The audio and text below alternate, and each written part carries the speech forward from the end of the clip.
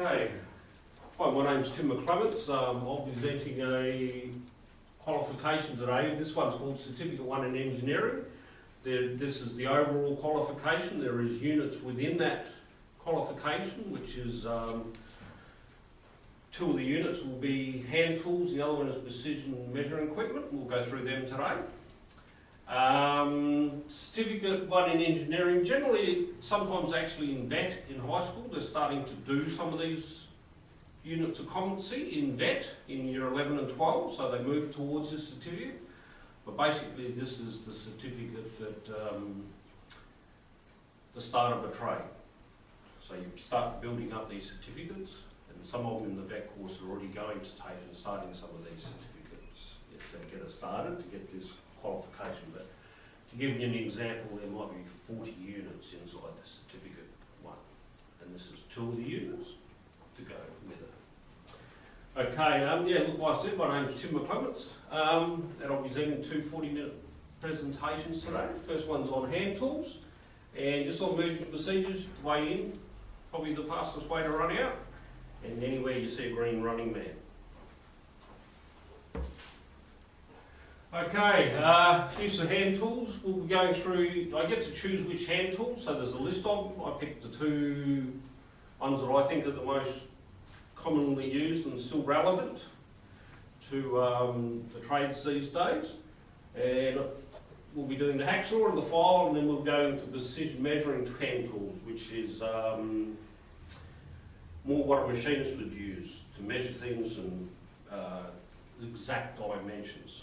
Okay, and we'll touch on them at the bottom of it, and then in the next unit presentation we'll be looking at actually the measuring equipment, getting it out, having a look at it, see what it's all about. Okay.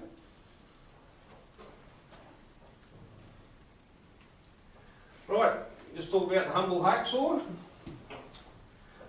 Right, let's have a look.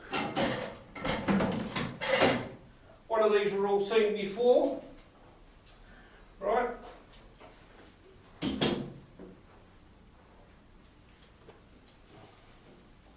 There's 2 types of hacksaws. You get the ones with a solid backbone coming across, and you also get the tubular ones that come around. Right, so they're the basic 2 types of hacksaws you do buy. We've got the choice to buy.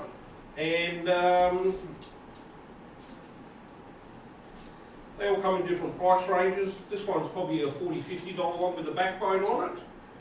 And you can get down to $4 or $5 Bunnings for the tubular ones. Okay, so the price dictates exactly what you get for your money. So this one would be 20 years old. The backbone ones don't bend. Right, so, and the tubular ones, when you do them up here, over time they just bend over, right? So the quality of them is directly related to the price and how solid it is. Or most hacksaw blades in Australia, you'll buy a 300mm, 1 foot, okay? They do refer to 10-inch ones, right? But they're very rare. Generally we don't get them in Australia, okay?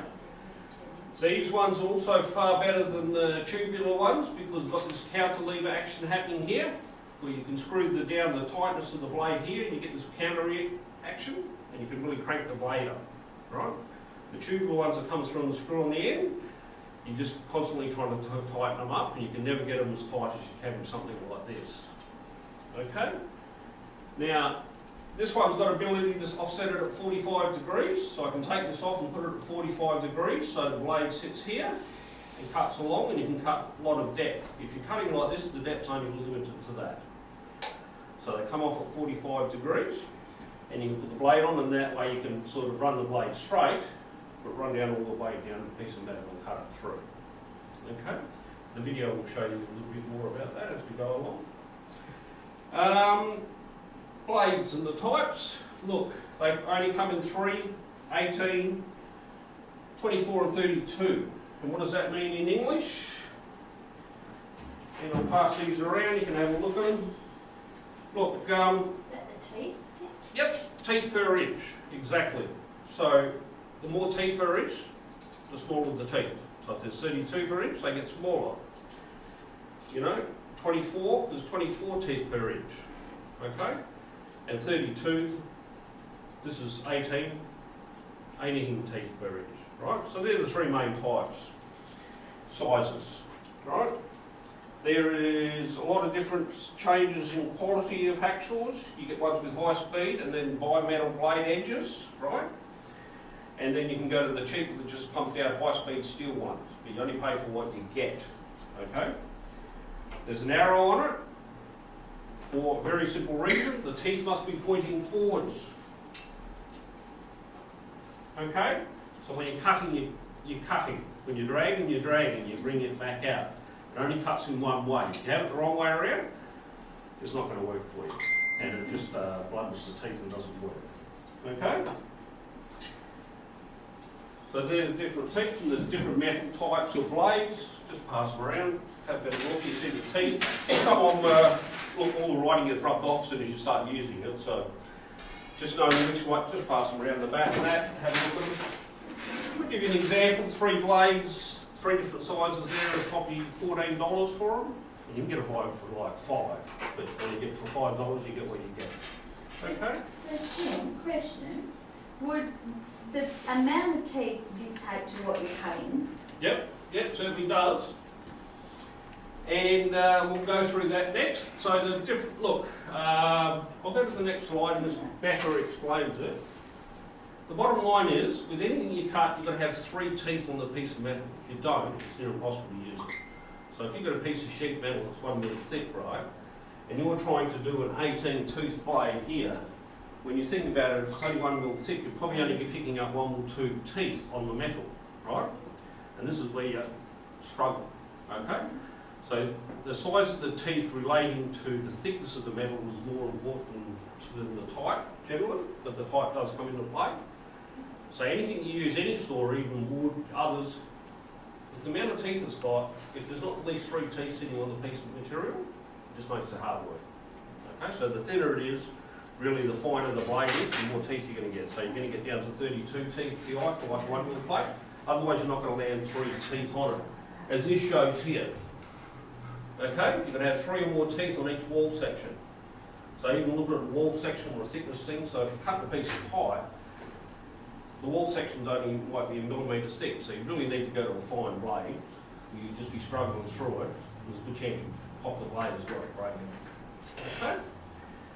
But that's when you get into metals like copper and brass and so forth, especially copper, like copper pipe, you really do hit the snag with it blocking up because the metal's so soft, it'll get in the teeth.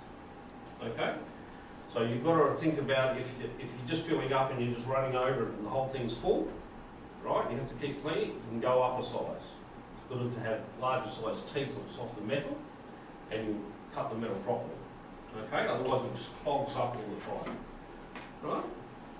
Larger size teeth per metal means less, what did you say, TP, what did you say? Okay, no problem. So It can take the metal.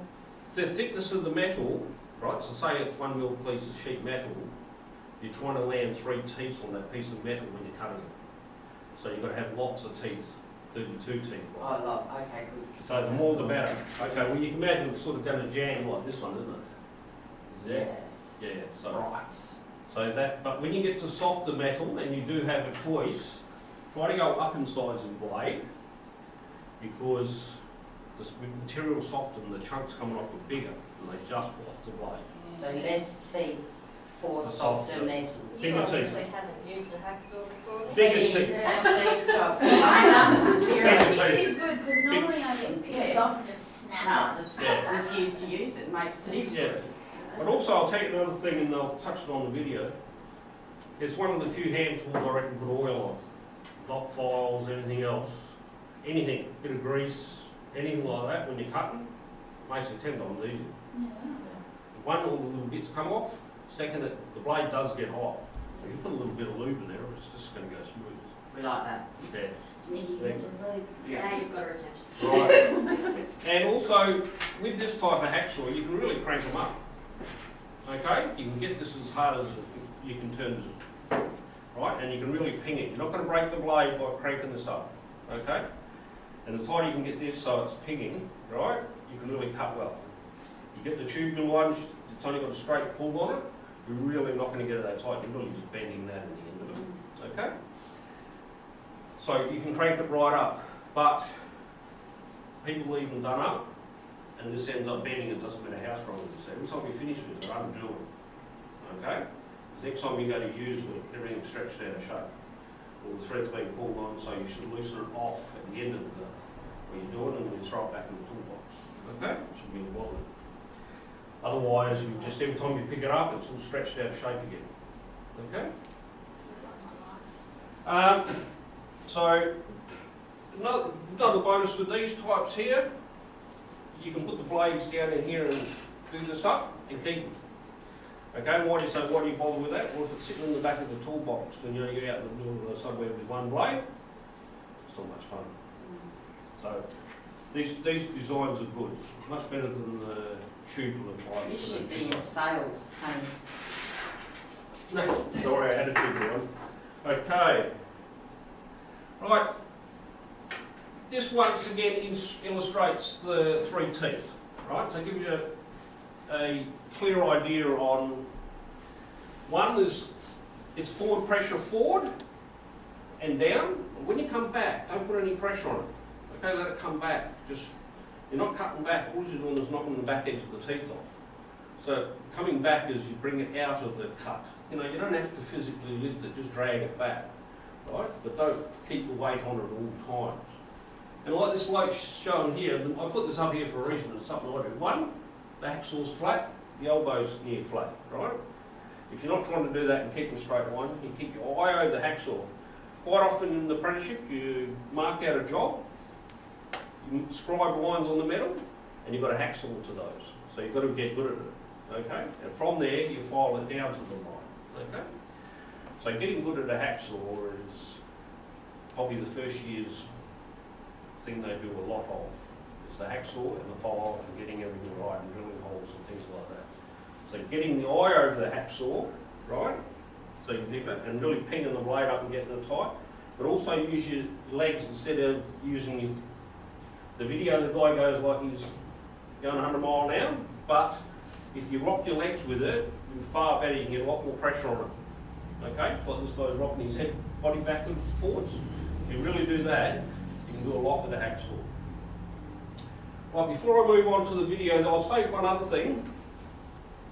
You know, cordless grinders and all these other things are taking over a lot of stuff, which is fine, it's good, they're great. But being able to use a decent hacksaw is important, but more importantly, if you get one similar to this, you can take it apart and put it in the back of the youth toolbox, okay? These are why these are so good. And when you really do need one, you don't want only 1 or 2 cuts, but you've got it with you. You know, cordless grinders are taking over in the workshops and so forth now, but still they're very much one of the most useful tools there is. Okay. I'm going to show you a video of this bloke here. Some of the things will contradict what I said, but he's got a lot of good points in it, so that's why I picked this video.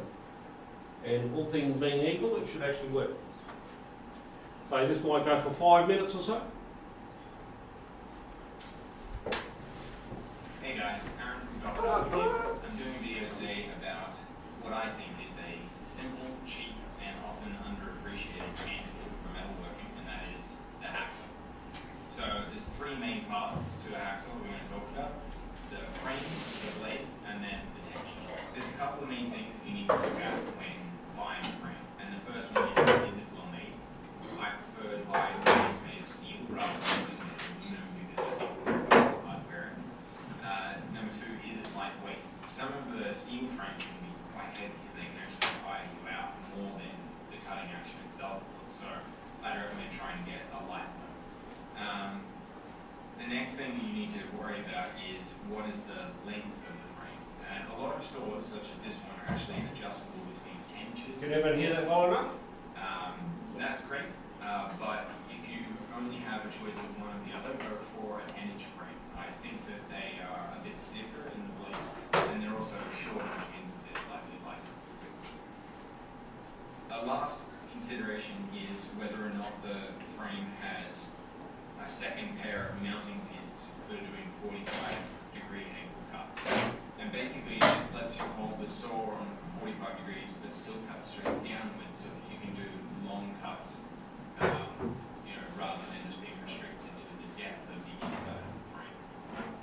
So the next thing we need to think about is the blade of the hacksaw. And there are three main things that you need to consider when buying the blades. The first thing is what type of metal it's made out of.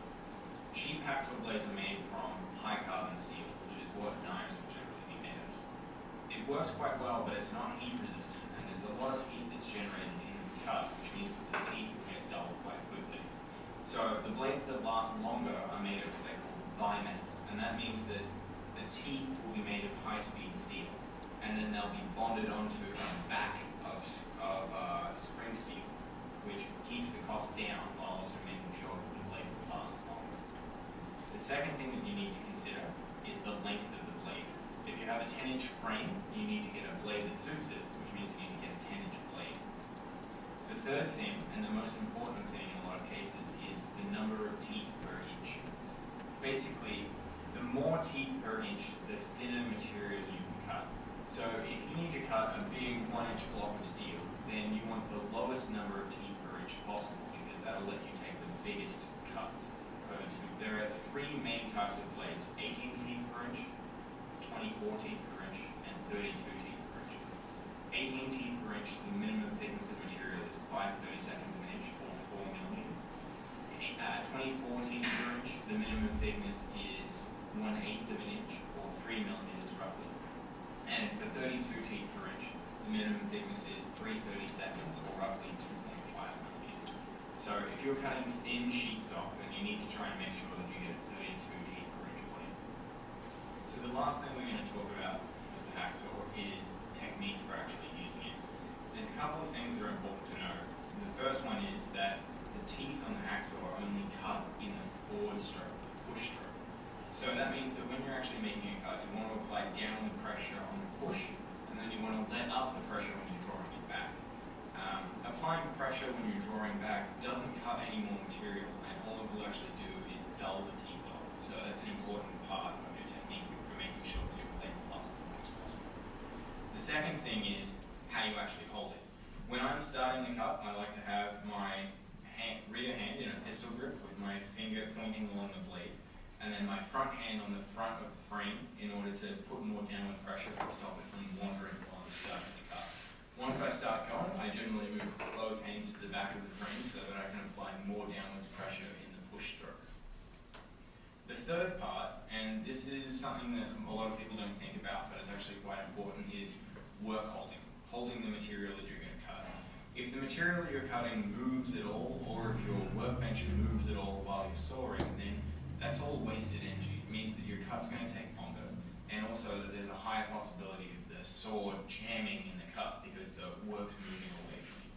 So whenever I'm cutting something with a hacksaw, I always try to use my vise, which is mounted very sturdily to a bench.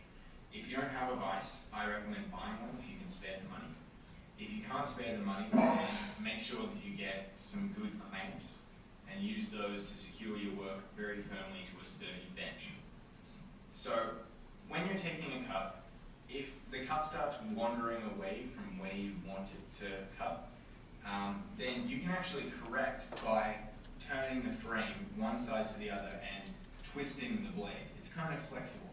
And when you twist the blade, basically you're putting more pressure on that side of the blade when it's cutting, and it's going to start cutting in the opposite direction. So if you twist the frame left, it'll start moving to the right. Alright, so now that we've got all that sorted out, we're going to take a few cuts so that you can see exactly what my technique is and the kind of stuff that I do with my hacksaw in the shop. Before you use your hacksaw for the first time, make sure that the blade is well tensioned. A loose blade could cause breakages or excess wear. Before you start any cutting operation with hacksaw, you need to make sure that your workpiece is firmly held as close as possible to the cut. This will minimize the amount of energy wasted by chatter. It's also a good idea to apply just a little oil to the sides of the hacksaw blade. This will reduce the amount of friction and make sawing easier.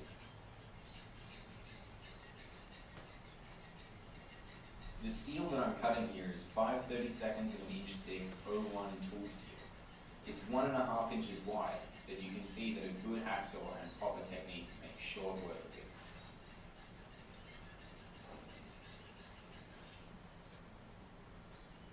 Here I'm demonstrating how you can use the 45-degree blade mounts on a frame to make cuts that most people probably think would be far too much for the humble hacksaw. The frame is angled at 45 degrees while the blade is still vertical. This allows you to make deep cuts without the frame getting in the way. Here I'm cutting a strip off a 6-inch wide, 3/8 thick piece of aluminum. This cut took around 5 minutes, which when you think about it is actually not too bad for a humble hacksaw.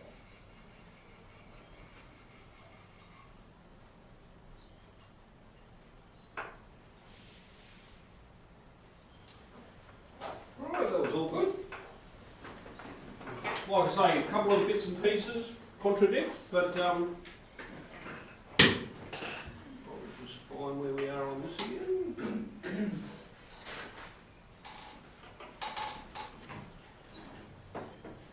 Right, is there any questions? A couple of those went over and backwards and forwards. You can see he had the tubular one. So where he was pulling it straight out of the blade, you don't get as much tension on it because you haven't got that cantilever action happening with the other type. So that was part of the reason I showed him that as well. Okay, we'll go on to the next hand tool. We'll go into metal files. Right, and basically we've pretty much all seen these before. They come in all different sizes and about 6 different shapes. There is 3 types of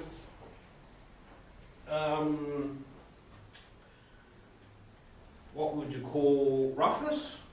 They start with the fine, which you can see how that's cut across there in only one plane. And I'll pass these around. Then you've got the second cut. It's cut this way and this way, right? And you can get these in fine. So the second cut you can get up into the rough type. So you might get a second cut, what they call a bastard file, which is a really rough file. Okay? So these come in all different shapes. I've only given you those 3 roughness, but you'll come across everyone calling it all different things. Like you'll get a flat one that's parallel, you get ones that are tapered, okay? You get ones they call draw files, but basically the cuts are all the same. 1 cut across or 2 cuts across, okay? And you can have 2 cuts across, but they do the cuts when they make it further apart and deeper, and then you get bigger teeth. This is still a second cut file, okay? It's just rougher.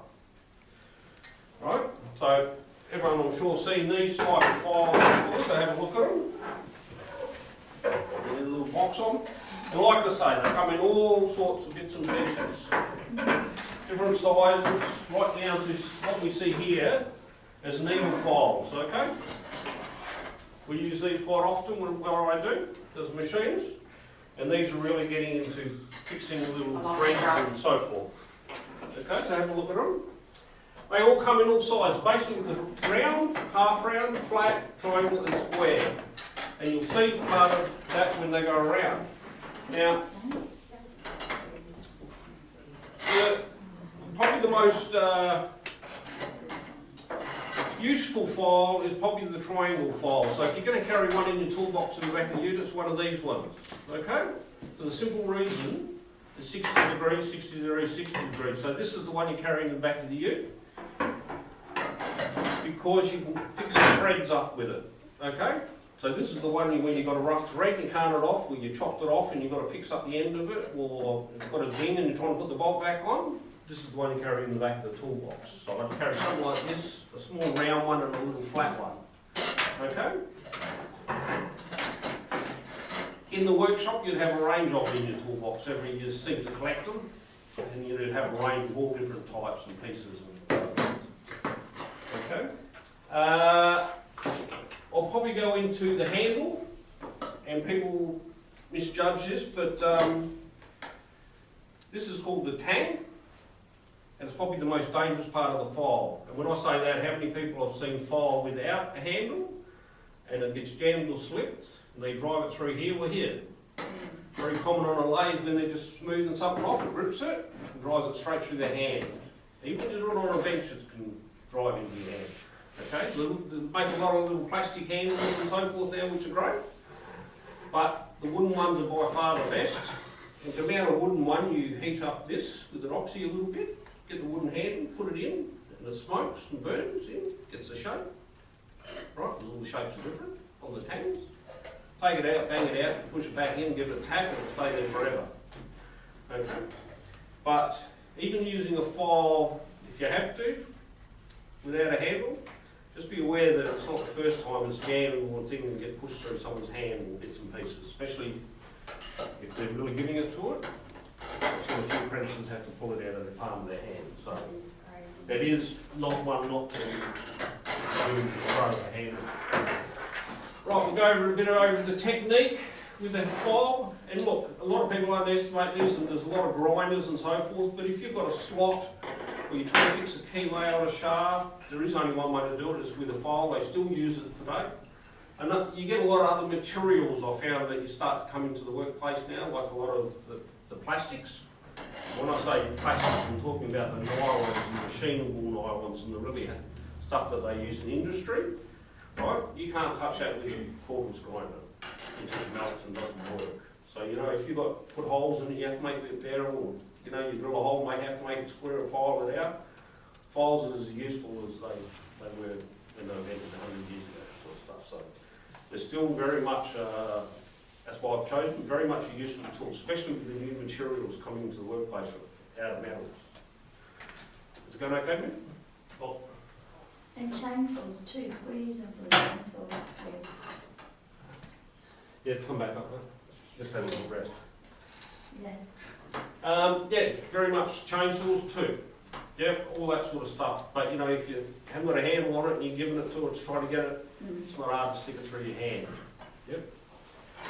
Well, you slip and you come onto the chain. So a handle costs me nothing. You can buy it cheap. Look, I'll talk into storage. Hang on, I'll go back over technique. You get a straight line, if you're just going to roughen something out, sure, but if you, quite often you have to file up to a line, get your eye over the file and get your arms flat. How many people file like this and wonder why they can never get a flat surface? It's going backwards and forwards and keeping your eye over the tool. If you keep your eye over the tool, it will go straight. If you're over here going like this, you're never going to hit the line or mark the mark, okay?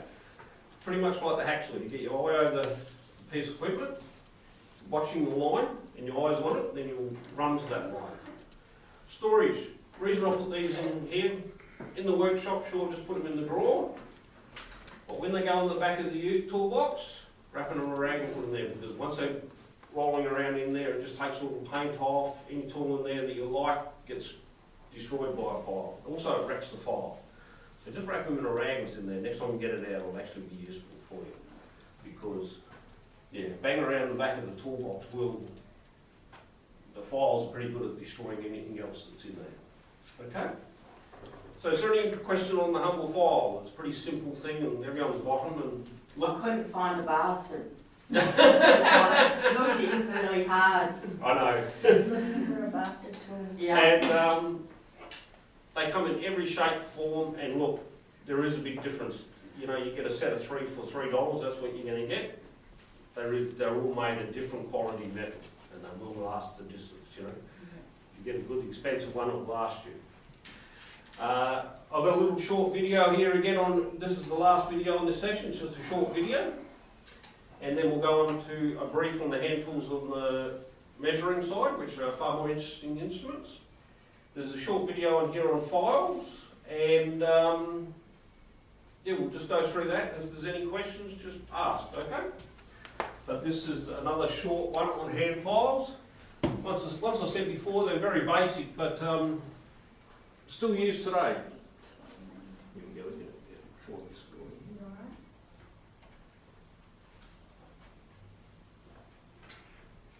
Same bloke. I'm doing a video today on another underrated and easily available networking hand tool, the file. These have a number of different uses in almost any shop, from rough shaping to deburring Their use is not just limited to metal, you can also use them on wood, composites, all sorts of different materials. So today I'm going to have a quick chat about selecting coarseness, size, the different types of patterns and shapes, and also on how to use the different techniques for making accurate cuts and also making sure that they perform as long and as well as they can.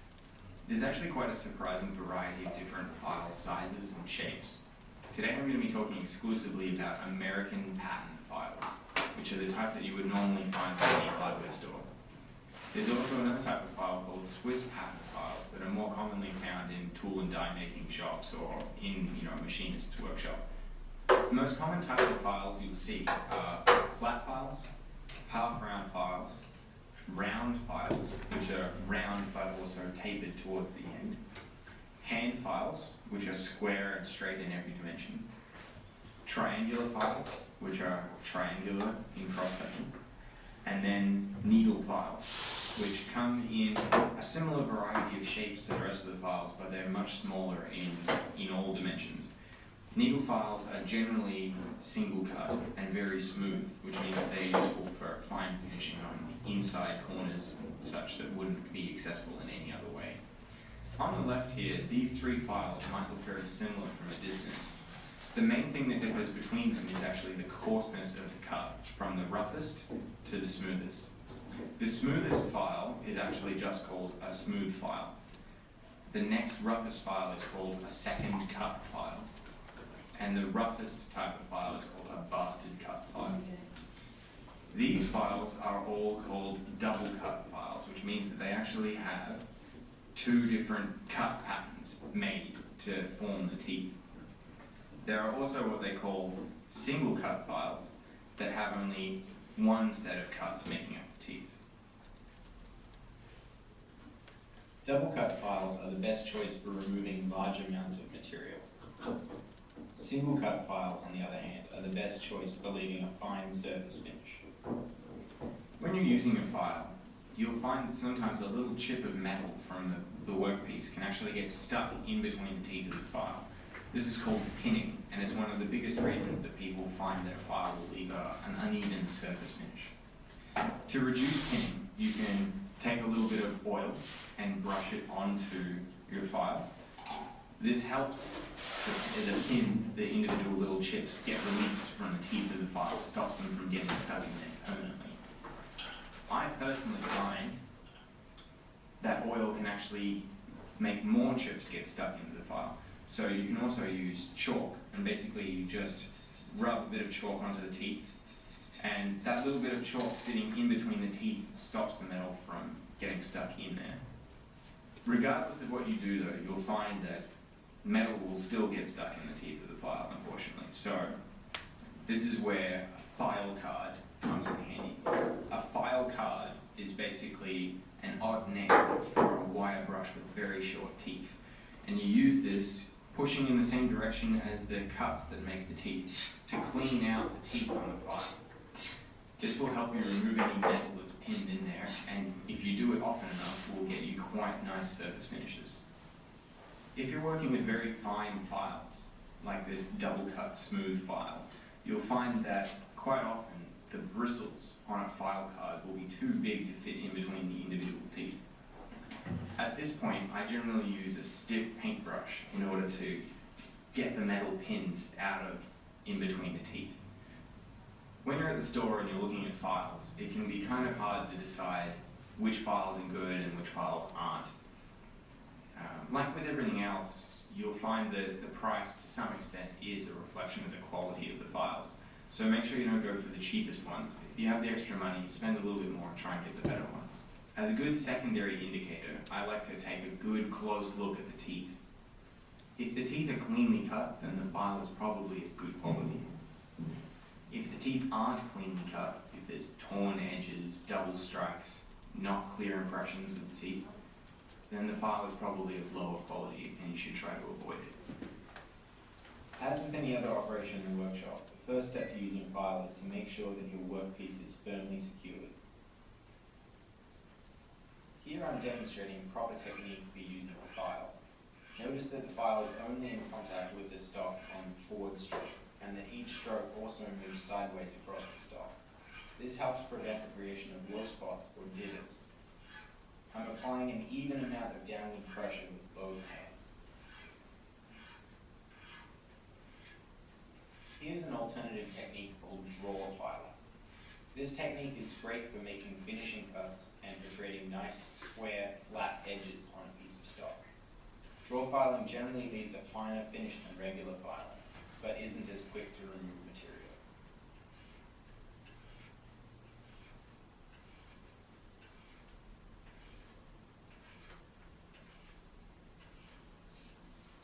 After every few minutes of work with your file, you'll need to use the file card or a paintbrush to clean out metal chips from in between the teeth of the file. This helps ensure that you get the best surface finish possible. In addition to rough stock removal, files are also great for deburring workpieces. The best files for deburring are smooth, single-cut files. Here I demonstrate the technique for deburring a workpiece quickly and easily. It's also good to remember that files aren't just useful on metal. Here I'm using a round file to cut a round notch in a thin piece of G10 composite sheet.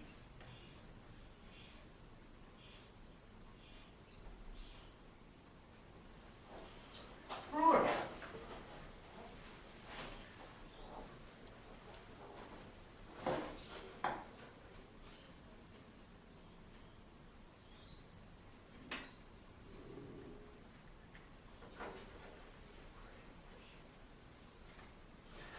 Right, that was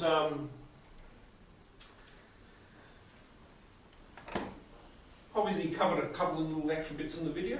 Once again, just reinforce what I told you about the file, okay? And how to look after it and so forth.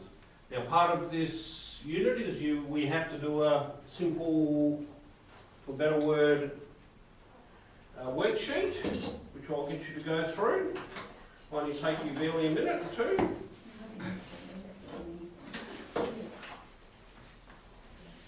And it's very simple, but it is part of what we have to do. So just put your name on it. I'm sure we're all seeing what it needs involved. Any questions, just ask.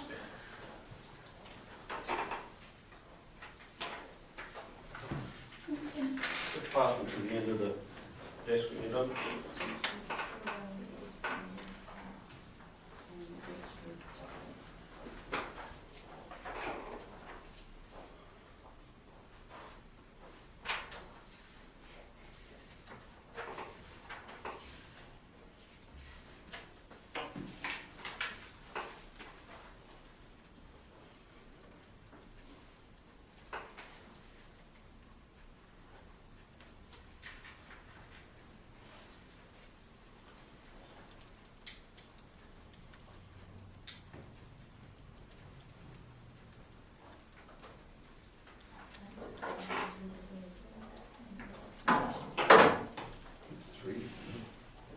Yeah, just, there's little arrows there that tells you how many teeth needed. Just remember what it is, 3.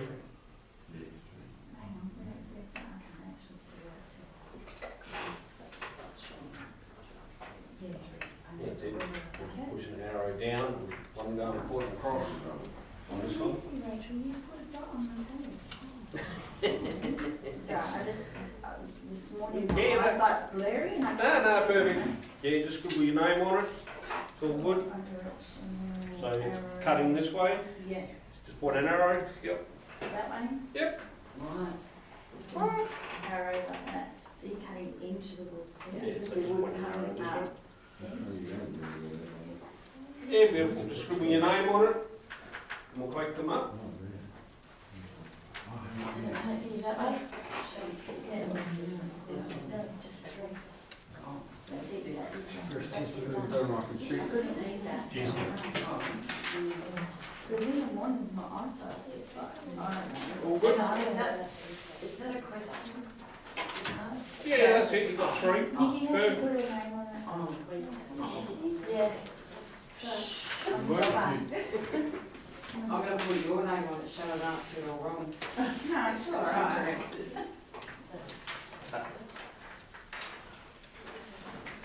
So you can question number 2, Barb's 3. All good? Yeah, but I just like, wasn't sure where I was supposed to write it up here. Yeah, that's perfect. Yeah. Barbara Gray. I wrote it down with the diagram was on my. And she sat in the front of the goody two-shoes. I had to, And because I I Okay. had had to it back. with her, and she was Because actually. we were right Yeah, we're gonna just, What happened? okay, we're just gonna go Yeah, you on, we're just gonna touch on measuring tools now, and this will only take 5 minutes at this end of this one. But this will lead into the next unit, which is precision measuring equipment. Now, I'm going to pass these around, have a look at them. So, should have one for each group. I'll read it for you, You go. I'm good at this bit. That's not a spanner, okay? Or sheep. Okay? That's not a sheep. Right. Okay. For sure. Ask Tim or there. First thing we're going to touch on is this is what mainly machinists use. So this is a dial indicator, right? What is it, Tim? A dial indicator. Okay. So this will measure very fine measurements. So imagine if you put something in a lathe and you've got to get it to spin round. So you've got a round piece in there and you've got to get it spinning round. It doesn't automatically, you put it in there and it goes round. You've got a 4-door chuck where you have to move it around. So we set this dial up on the lathe against the material and we can tell if it's moving or not. And we adjust the chuck to get it to spin so the dial doesn't move. And then we know it's centric in the lathe. Another one we do with this dial indicator, we put on a mill, so this thing's that cut things flat. We put it up, we put this on the flat surface, we drive the machine up and down, and we can tell if it's flat or not on the bed. And we adjust the material until this can run along without moving. Then we know the tool we put in the mill is parallel to the job. Yeah, I'll get that. So the dial indicator, okay? I understand. And that's one of the main measuring tools machinists use. And then the next one, we'll get to the vernier. Next one is micrometers. So these are very fine instruments. These really get down to, I've got an example, give you an example. They get down to, I can measure a hair. Okay, hair's about 0.05 on this, right? So that's the measurement you're getting down to. So you can break it down to a hair within 5 parts of a hair. Okay, so that's how small you'll get something down when you're using something like this measuring equipment.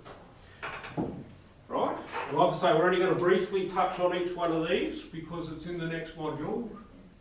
Right, so the micrometers, we talk about them, they come in all sizes. 0 to 25, 25 to 50, 50 to 75, so it depends on the size of the metal you're measuring, up to something similar to this. Okay, so this will measure 75 to 100. Okay, so if the metal's somewhere in there you're measuring. You've got to take a lot of care with something like that, with this. This is quite often very much damaged. They're delicate. And they really, if it's damaged, you can't really do your job well. And they are easily damaged, they drop, they get broken, or someone sets it up on a round piece of metal, spins around and there's a hole in it or something, and this gets caught, and bends them. Okay, so these are the ones we don't lend to any apprentices. And then you've got these ones here that are delicate. Not as delicate, but still must be put in a box and looked after, because the measuring equipment's only as good as how it's looked after. Okay? These scales here, like I say, we'll touch on this further. These work in, and I won't go into detail on the micrometer, but we're going to spend more time with the vernier. These measure up to 0.01 of a millimetre. Okay? Would that be for jewellery and stuff too? More about getting tolerances of metal exactly right and dimensions. Yes. So, and when I go through the precision measuring thing, I'll show you a reason why you need to get to that Yeah. level. right? Now, by far, my favourite one for everyday pit use is this one, the vernier. And there's very good reasons for this. 99% of people that aren't machinists just need something like this, okay? So we're talking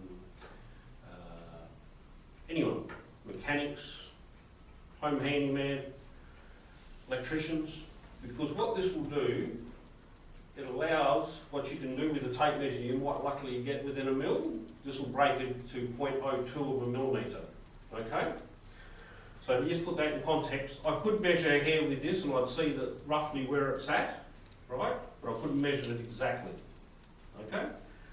But what's important about this one is how versatile it is, and it's a strong instrument, okay? This one takes a little bit of to damage it, it takes more than, well, just to give you an example, this one's 40 years old, okay? You can do outside. So, let me, outside measurements. So you might have something that, I've got some little bits and pieces here, I'll just show you briefly.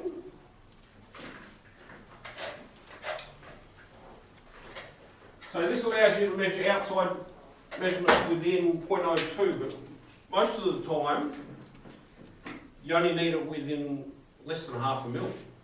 And you can't do that with a tape. With this you can do simple measurements.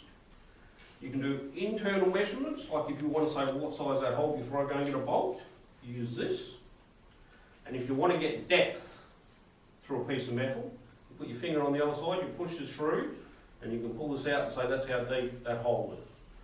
So it's a very versatile instrument. We'll go more into that in the next unit. Okay? But I did want to show you this as a hand tool. Okay? And we'll go into how to read the scale in the next unit. But this by far is the most versatile measuring hand tool you'll own. And for bang for buck, those ones there you're holding are $11 from Bunnings. Okay? So, once you see how useful they are, you'll understand why they're worth the value. Especially once you start wearing glasses and you're trying to work out measurements. Okay, right, so we've really come to the conclusion. So is there any questions on all the bits and pieces I've got? Okay, we asked a few questions along the way. So we covered hacksaws, general file use, touched on precision measuring tools, which is the dial indicator, which most machinists would own, micrometers, which mainly machinists with other people wanting measurements, and the vernier, which is the most versatile measuring equipment just about anybody can own. Okay? Alright, if there's no questions, then I'll call the end of the session. Thank you.